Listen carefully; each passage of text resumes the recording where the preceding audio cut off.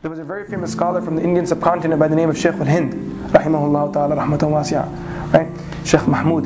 And he was a very great scholar, one of the pioneers of one of the great institutes of the subcontinent, Darul Uloom Deoband. And during the colonial occupation, he was arrested and taken into prison. And when he was released from prison some time later, he gave a very beautiful speech. And Shaykh al-Hind, rahimahullah ta'ala, was a mufakkir, he was a thinker. He was a very deep thinker. If you read his books, you read his tafsir, even his footnotes or his brief explanation of the Qur'an, you'll find so much depth inside there that you can actually ponder over his words. So Shaykh al-Hind rahimahullah ta'ala, after sitting in the prison for so many years in Malta, and after being beaten, during the night and all this, he had gone through a lot. So he really gave some solid time to think.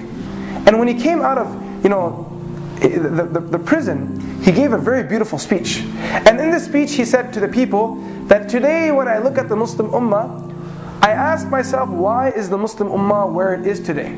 Why are we where we are? Because that time, the country was splitting, the what do you call this? The Brits were taking over the country, scholars were being mass murdered, and institutes were being destroyed. He had seen basically a nightmare of what Islam was going through and the Muslims were going through.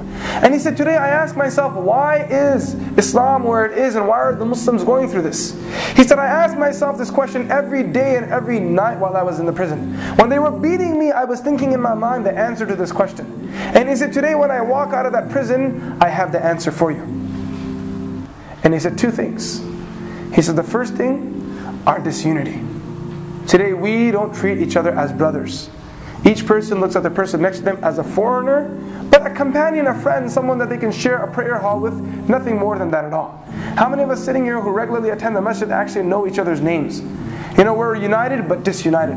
And the second thing that he said is because our attachment and our connection with the Qur'an. Today we do not have connection with the Qur'an. And this is one of the last advices the Prophet ﷺ gave as his Hajj was concluding, as it was coming to an end. And the farewell Hajj, he said to the companions, تَرَكْتُ فِيكُمْ أَمْرَيْنِ لَن تَضِلُّوا إِن تَمَسَّكْتُمْ بِهِمَا. I am leaving behind with you two things. You can never be misguided as long as you hold firmly to them.